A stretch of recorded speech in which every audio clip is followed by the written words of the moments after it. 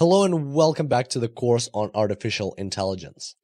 Previously, we had quite a strenuous and long tutorial on Markov decision processes, and hopefully you got along well with that, and hopefully I could explain things in a approachable and engaging way. And today we're going to talk about policies versus plans. It's going to be a quick and fun tutorial because now we're entering into a new world. We're entering into a world of stochastic search, non-deterministic search. It's not just about getting through the maze, but also accounting for random factors that might just hit you in the head when you're going through this maze, and you need to be prepared for them. That's the world our agent is living in, and it's more fun, but it's also more dangerous. It's less predictable. So how is our agent going to behave? Let's have a look. There's our Markov decision process framework, which is once again our favorite Bellman equation. However, the more advanced version of the Bellman equation we were working with. So from now on, we're just going to call this the Bellman equation. And here we've got our maximum across all actions. So the value of a state, any S state S, is the maximum across all actions that an agent can possibly perform in that state. And the maximum was taken from the reward that the agent will get by performing action A in state S plus a discount factor multiplied by the expected value of the new state it will be in. And the expected value is taken here because it doesn't know exactly what state it'll end up in. There are some random effects that are present in the environment that might alter the state, and he might not end up in the desired state. He might end up in a different state. That's why we're taking the expected value over here, this sum over here.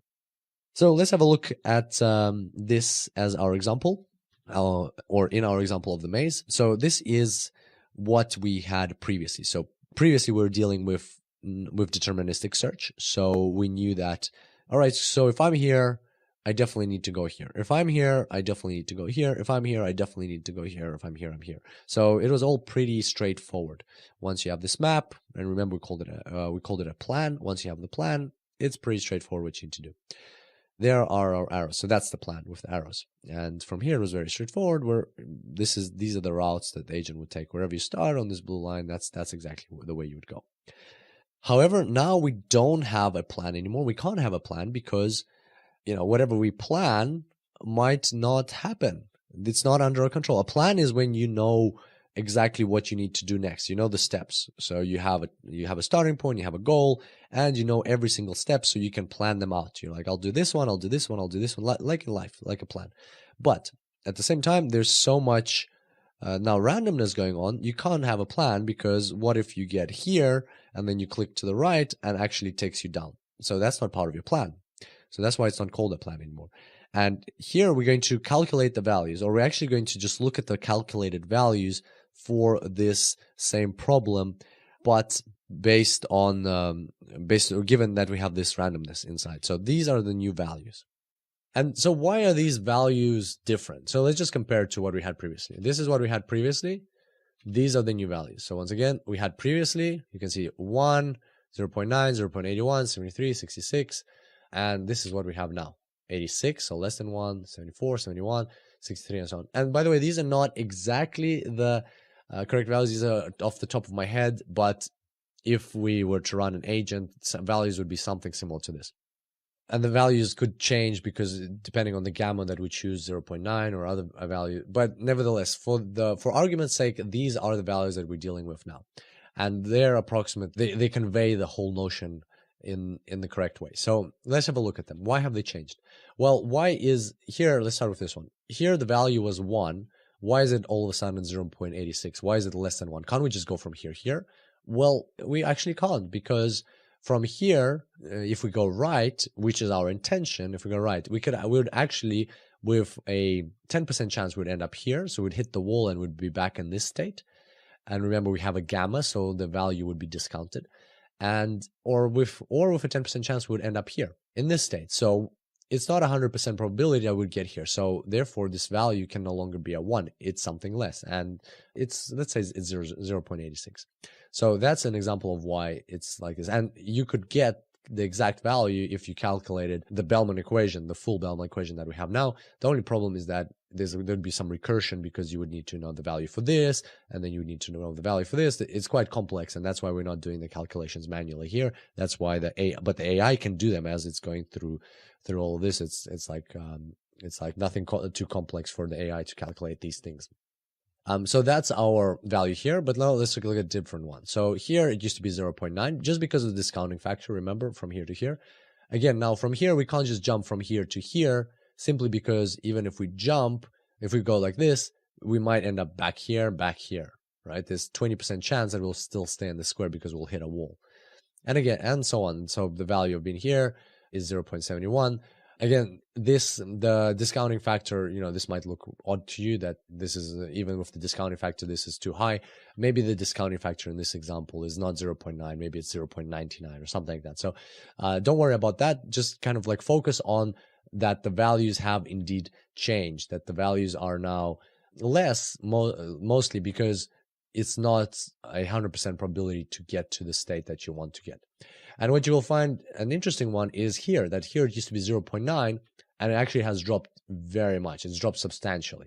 Why is that? Well, because if you go from here up, which is our intention, there's a 10% chance of hitting the wall, but there's a 10% chance of actually ending up in the fire pit and losing -1 to reward. And basically that means for the agent, that's end of the game. And so this is a very bad state to be in. So all of a sudden, remember, we had 0.9 here, 0.9. So they were equivalent. It doesn't matter you here or here. They're pretty much equal in terms of value of being in each of these states. But now all of a sudden, bam, this state is like nearly twice as good as this one, simply just because here, if you go straight to, you go right where you want to go, the consequences of the randomness occurring is you just stay here. Here, one of the consequences, the 10% chance, is you end up in the pit. So as you can see, this is no longer such a good state anymore, simply because of something, that fluctuation that could happen. As you can see, this one is also very bad because it's as bad as this one in terms of, there's only a 10% chance of ending up in the pit and 10% chance of ending up in the wall. But at the same time, there's the discounting factor. So first of all, the discounting factor, and also after this one, you'd have to go here. And even if you hypothetically went here, you could end up in the pit again. So that chance would also be taken into account, because remember, this value is derived from this value and this value is derived from this value, right? And therefore it's smaller. But in reality, actually, that what I said there was wrong. This value is not derived from this value. So if you just have a look now, you will notice that this value, V over here, is actually greater than this one. You will notice that for the agent, it's better to go around this way than this way. And it makes sense, right? Because this way, it doesn't lose. There's no chance of getting in the pit. Yes, it's a bit longer, and therefore the discounting factor has a bigger effect. But at the same time, simply because there's a chance of getting in the pit here, if it goes straight, there's a chance of it jumping in the pit. So it'd rather take its time, and it'll just like go around, because that way there's a much lesser chance of it getting a pit. There still is. So if from here it goes there, if from here it goes there, it could potentially get into the pit, because it could end up there and then it could end up in the pit. But nevertheless, it's a lesser chance, so it would just go around like that. So very interesting to see how the route changed. Remember, previously from here you would go like that, from here you'd go like that, and from here you'd go like that. And now all of a sudden you can see it's changed. So let's draw the arrows and see what it looks like now. And oh, voila, you see even a more random thing, right? So yes, this is true, but look at what happened here. Look at this one, and look at this one. Were you expecting that? That's something definitely, like when I saw this for the first time, I was very impressed. I was surprised, and I was not expecting this at all. And this is an example of, when AI can outsmart a human. It's like something you can't even predict, but the AI, through reinforcement learning, remember that example of the dogs that can actually sometimes walk better than normal real life dogs, or pre-programmed robot dogs, or can play soccer, simply because they come up with these ideas that even we can't see. And so that's a great example, right? So you probably weren't expecting that as well, that the agent, instead of going up, it's like, why would if I go up, then there's a 10% chance I'll jump into the pit. But what does it achieve by going into the wall? Well, 80% of the time it'll bump back and stay in this state, but 10% of the time it'll go here, and 10% of the time it'll go here. So all of a sudden you can see that now it's actually, in this new approach of jumping into the wall, there is a 0% chance it will go into the fire pit from this spot. So, and it's like, it really doesn't want to go into the fire pit. So it rather bounce into the wall a couple of times, and then it will go either right or left at some point, because that randomness is going to happen. And so it learned that through experimentation. It learned that, okay, when I go forward, the results are not as good as when I go to the wall. And if you think about it, it's like this robot. If you think about it, like, there's a fire pit. This square is like a very tiny ledge, and then this is like a mountain, like a cliff, and this robot is just hugging the cliff and just, like trying to waiting until it like pushes it right or left. Because, well, as a human, you'd probably do the same. You wouldn't be standing facing that way. You'd be hugging the cliff, right, or something like that. And hopefully, you never end up in a situation like that. But like visually, if you think about it, same thing here. And so that's pretty intense, right? So that the AI came up with this idea, and same here, that instead of going left and risking getting a fire pit, I'm just going to try bounce off the wall, like, hug the wall, try to jump into the wall. And at some point, I know that, just there's a probability, there's a 10% chance every time I do that, I'll go here, and sometimes it will happen, and I'll end up here, and I'll be safe, and then I'll just keep going like that. So very, very interesting approach that the AI took here. And as you can see, the routes are like this. So from here, it might go right, and then it'll go right to the exit, or here it'll go left like that. And here it will, at some point, it will go left, and it'll go like that. Again, this is important to understand. It's not a policy. So even when it jumps from here, it will go here, maybe. And then from here, it might actually, instead of going straight, it might actually go back to the right. And then from here, it might go to the left, it might go to the right. So there's lots of different options for it to go. So it might not follow exactly this arrow, it might go the other way. This is just the desired routes that it's designed for itself, but the way it'll work out could be different. It depends on the real world. So there we go. That's the world of artificial intelligence. That's what a policy versus a plan is. And hopefully you're slowly getting excited by what the AI can do, especially given what we saw over here. These are some very virtuoso type of decisions that the AI is coming up with. And as you can see, when you apply AI, even from this small example, you can see that even when you apply AI in the real world, maybe you'll come up with ideas and decisions that even sometimes humans can't come up with. And that's exactly kind of like what happened in those games where the Google AlphaGo was playing versus Lee Sedol, the champion of Go in Korea, back in the world champion of Go, and they were playing in Korea back in 2016. I think it was March 2016. It came up with some moves that humans had never played in 3,000 years, or humans were not used to playing. And this is exactly an example of that. So once again, hope you're getting excited and pumped about this course and about what we're going to create. And I look forward to seeing you next time. Until then, enjoy AI. Hello and welcome back to the course on artificial intelligence. Today we're talking about the living penalty. All right, so here we've got our Bellman equation, and as we've been going through this course, we've been slowly making it more and more complex. So far we've already added these probabilities in here, and also we've added the discounting factor. Now we're going to look in more detail at this side of the equation where we have the reward. Now remember, previously, when we talked about how reinforcement learning works, we said we have an agent and it performs actions in the environment, and in exchange, or as a result of that, it gets a new state in which it's now in and a reward for that action. Well, so far in our example, we've only been getting rewards at the very end, either if we get to the finish line, or if the agent ends up in the fire pit, he gets a +1 or a -1 reward. But that is a very simplistic approach to reinforcement learning, and in more realistic scenarios, you will likely have rewards throughout the journey, not just at the very end. You might have rewards throughout the journey. For instance, if it's an AI playing a game, and if, for example, it's like shooting somebody in Doom, it might get points for killing that enemy. Or it might be in a different other game, if it overtakes another car or something like that, just because of the rules of the game, not because of its way of analyzing the game, but actually the game is structured in a way that it's reinforcing, it's giving points for doing certain actions even before the game is over.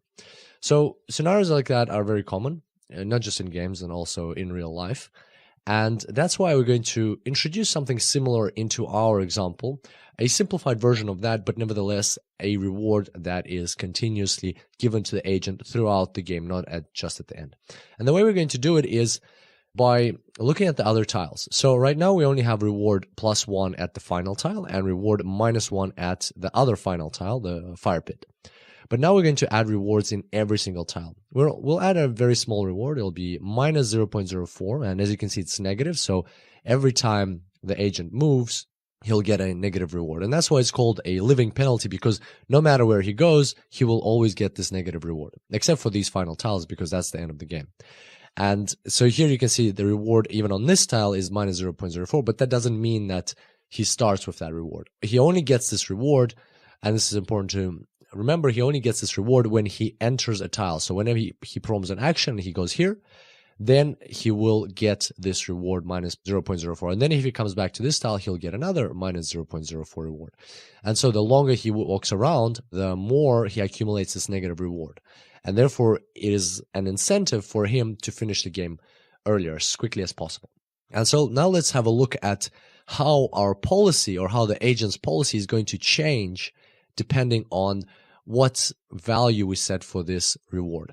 So here are 4 environments, and in each one we're going to explore a different reward. Now we're not going to do the calculations, we're just going to project the results, and you will see that intuitively they make total sense. So here we've got a reward for any step, or for getting into any state, is equal to 0, just as what we've seen before. Here the reward is going to be -0.04, what we just introduced now. Here the reward will be -0.5, or the living penalty will be -0.5, so much higher, you can see, than here, more than 10 times greater. And here the living penalty will be -2, so even more than the reward you get for jumping, or even less than the reward that the agent gets for ending up in the fire pit. So let's have a look at how the actions, or the optimal policy for passing this environment will change depending on this reward. So this is our original policy.